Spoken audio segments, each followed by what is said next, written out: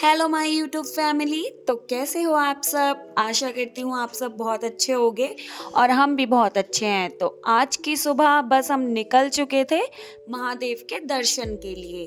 तो जैसा कि आप लोगों को पता ही है कि मैं पौड़ी गढ़वाल जिले के एक छोटे से ब्लॉक नैनी डंडा के विलेज डूंगरी में पोस्टेड हूँ और आज हम चल पड़े हैं यहाँ के प्रसिद्ध मंदिर शल्ड महादेव, जिसको लघु केदार भी बोला जाता है। तो सुबह सुबह मौसम बहुत ज़्यादा अच्छा हो रहा था और टाइम यहाँ पर हो रखा था 7:30 बजे का। तो हम सुबह सुबह ही बस नहा धोकर फ्रेश अप होकर निकल पड़े थे महादेव जी के दर्शन के लिए। और आप देख सकते हो यहाँ पर रास्ते कितने ज़्यादा घुमावदार और खतरनाक हैं। तो यहाँ से थोड़ी ही आगे बढ़कर आ जाता है खरीरी खाल और उसके बाद उसके आगे हमें शल्ड महादेव जी का मंदिर दिख जाता है। जहाँ पर मंदिर है वहाँ आसपास के सारी दुकानें या वहाँ पे कोई ऑफिसेज भी हैं, तो वो शल्ड के नाम से ही प्रसिद्ध हैं। शायद उस सारी जगह को ही शल्ड बोलते हैं, ऐसा अभी तक मतलब मुझे पता है, क्योंकि मैंने बोर्ड वगैरह वहाँ के देखे हैं। तो अगर आप में से कोई भी इस लोकेशन को जानता है तो हमें कमेंट कर सकते हैं। तो यहाँ हम शल्ड महादेव आ चुके थे और ये था वहाँ का मेन गेट।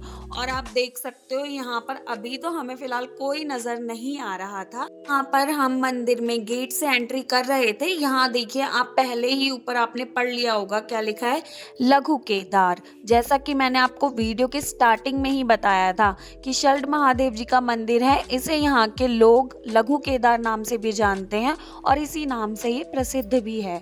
तो यहाँ पर बस हम अंदर की ओर जा रहे थे और जिन्होंने इस मंदिर की स्थापना कराई है उनका नाम भी आगे गेट पर आप लोगों ने पढ़ लिया होगा, क्योंकि सारा कुछ हमें मेन गेट पे इन्होंने दिखा दिया है। और उसके बाद यहाँ पे इतने बड़े जगह में सारा मंदिर फैला हुआ था, मैं बस कैप्चर ही कर रही थी। फिर एक और एंट्रेंस गेट आ जाता है अंदर जाने के लिए। आप देख सकते हो यहाँ पे कितनी ज़्यादा जगह में सारा मंदिर बना हुआ है। तो अंदर अंदर जैसे जैसे हम लोग जा रहे थे वैसे वैसे हमारी एक्साइटमेंट बढ़ते ही जा रही थी कि अंदर मंदिर कैसा बना हुआ होगा ये देखने की। और यहाँ पहली बात तो गाइस, जैसे ही हमने एंटर किया था ना, हमें पानी के बहाव की इतनी तेज आवाज़ आ रही थी। तो ये आप देख सकते हो नदी जो यहाँ पे बह रही है, कोसी नदी है। तो वहां से आगे बढ़ते हुए फिर हम महादेव जी का जो मेन मंदिर है वहां पर एंटर हो चुके थे। तो पहले तो हमने दूर से ही गाइस देखा था ना कि वहां ताला लगा हुआ है, तो हम लोगों ने सोचा अब दर्शन कैसे करेंगे। मगर फिर साइड में इन लोगों ने लिख रखा था कि किसी को चाबी चाहिए मंदिर की तो आप दुकान से ले सकते हैं और इस नंबर पे संपर्क कर सकते हैं।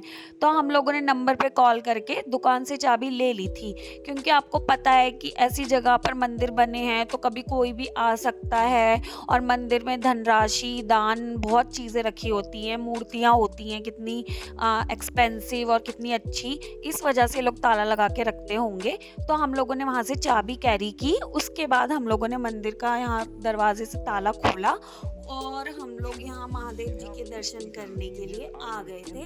बहुत ज़्यादा यहाँ पर एकदम साफ सफाई और एकदम बहुत शाइनिंग हो रही थी, बहुत अच्छा मंदिर था।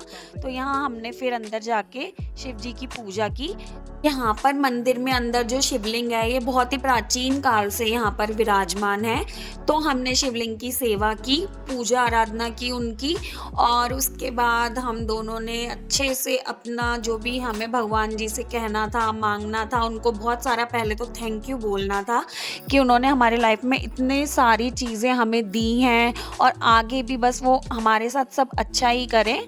और मैं तो ये कहती हूँ कि अगर हम अच्छे से चलेंगे तो भगवान हमारे साथ बुरा कभी नहीं करता है। तो हम लोग पूजा करके यहाँ मंदिर से बाहर आ गए थे। तो मैंने सोचा पूरा मंदिर का अंदर आपको इस तरह से कैप्चर करके दिखाती हूँ कि किस तरह से मंदिर बना रखा है।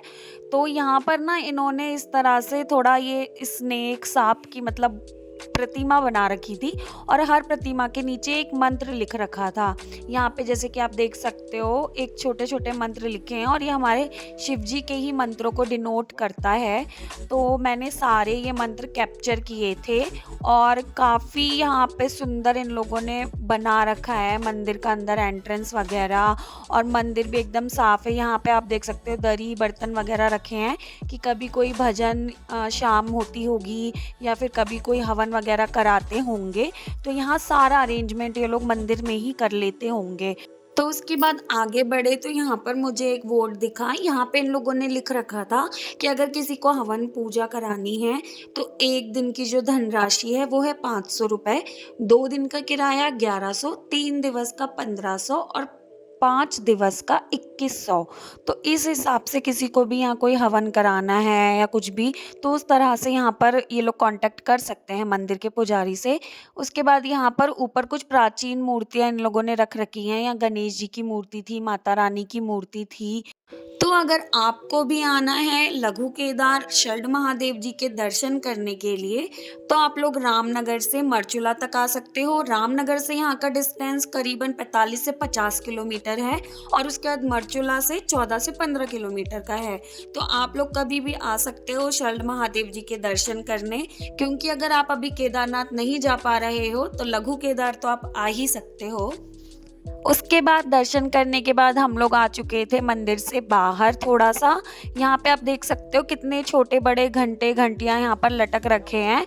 तो आप लोगों को पता होगा कि कभी कोई भी यहाँ कोई मन्नत मांग के जाते हैं या मंदिरों में, तो उसके बाद वो लोग घंटी चढ़ाते हैं। तो वैसे ही लोगों ने यहाँ मन्नत मांग के अपनी मन्नत पूरी होने पे यहाँ ये घंटियाँ चढ़ाई होंगी। यहाँ पर मंदिर के प्रवेश द्वार पे ये छोटे छोटे नंदी जी महाराज विराजमान हैं और यहाँ काफी सुंदर पेड़ पौधे हैं जिन पे बहुत सुंदर सुंदर फूल हैं शिव जी पर चढ़ाने के लिए।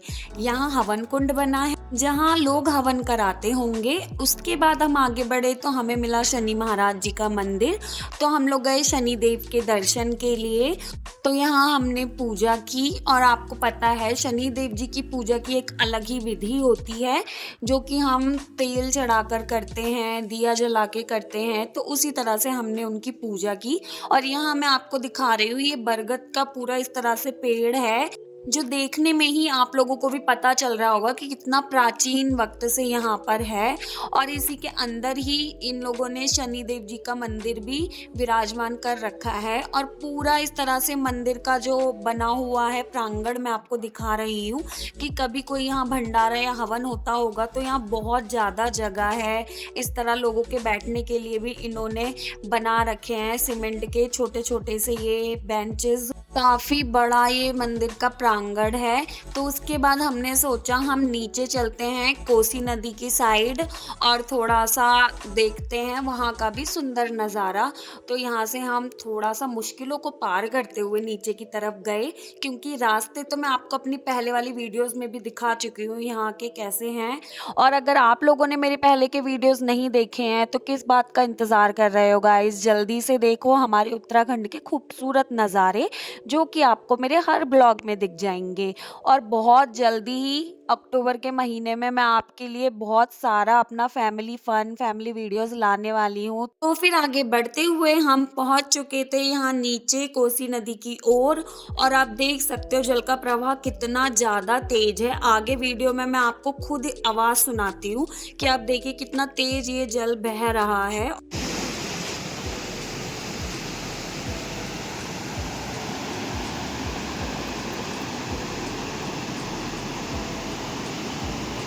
यहाँ पे स्नान करने नहीं आ सकते ऐसे सब बहुत करते हैं। तो आपने सुनी ना आवाज़, कितनी तेज़ जल का प्रवाह था। गाइस देखिए मैं आप लोगों से यही कहना चाहूँगी कि जिस तरह से जो लोग महाकुंभ नहीं जा पाए थे और उन्होंने वीडियो देखकर या वीडियोस कॉल में ही वहाँ गंगा जी के दर्शन किए थे, उसी तरह से देखिए मैं अपने हर वीडियो में आपको उत्तराखंड की एक नई जगह के दर्शन कराती हूँ, चाहे वो कोई मंदिर हो, चाहे हमारे उत्तराखंड की खूबसूरती हो। तो आपको भी तो बैठे बैठे वहाँ के दर्शन होते हैं। तो मैं बस आपसे ये रिक्वेस्ट करूँगी, मेरे इतने से एफर्ट के लिए आप लोग मुझे एक सब्सक्राइब, एक लाइक और एक कमेंट तो दे ही सकते हो ना, ताकि हम लोग भी मोटिवेटेड हों और मैं आपको इस तरह से खूबसूरत वीडियोस और अलग अलग जगह के दर्शन कराते रहूं और उत्तराखंड की खूबसूरत नज़ारे दिखाते रहूं, क्योंकि आपके एक लाइक और सब्सक्रिप्शन से मुझे बहुत ज़्यादा मोटिवेशन मिलता है। तो बस यहाँ पर इसी तरह से हमने मंदिर के दर्शन किए और सारा मंदिर का प्रांगण मैं आप लोगों को दिखा चुकी हूँ। तो आप लोग भी यहाँ आना चाहते हैं तो जल्दी ही प्लान बनाएं आने का, क्योंकि रामनगर से लेके मरचुला और उसके आगे भी बहुत ज़्यादा खूबसूरत जगह है घूमने के लिए। फैमिली वेकेशन मनाने यहाँ आप आ सकते हैं। तो उसके बाद हम लोग मंदिर के बाहर आ रहे थे और अभी भी मौसम अच्छा ही था, कोई ज़्यादा धूप नहीं आई थी क्योंकि यहाँ तो मौसम ठंडा ही रहता है। तो हम लोग निकल चुके थे हॉस्पिटल के लिए, क्योंकि यहाँ मैं सुबह-सुबह दर्शन करने आ गई थी, उसके बाद मुझे ड्यूटी भी जाना था। तो गाइज़ आप देख रहे हो ना मैं किस तरह से एफ़र्ट डाल रही हूँ आप लोगों तक अपने ब्लॉग्स पहुँचाने के लिए। तो आप लोग भी बस एक छोटा-सा एफ़र्ट कर दीजिए, हमें खूब सारे सब्सक्रिप्शन दीजिए, लाइक, कमेंट और शेयर कीजिए अपने फैमिली मेंबर्स के साथ। क्योंकि आपने हमारे ब्लॉग्स देखे होंगे, फैमिली ब्लॉग एक चैनल है मेरा और डेली ब्लॉगिंग का चैनल है, तो आप अपने फैमिली मेंबर्स के साथ शेयर कर सकते हैं और अपना ढेर सारा प्यार हमें देते रहिए।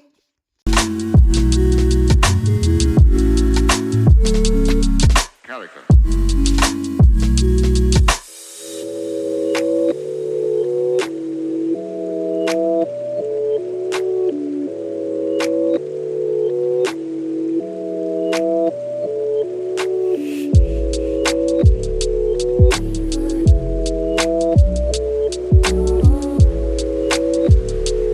तो अब आ चुकी थी मैं ड्यूटी एकदम ऑन द टाइम, क्योंकि आपको पता है टाइम से ड्यूटी आना कितना ज़्यादा ज़रूरी होता है। और अब मैं यहाँ वेट कर रही थी अपने पेशेंट्स का और यहाँ फिर इवनिंग में मैं आ चुकी थी रूम पर।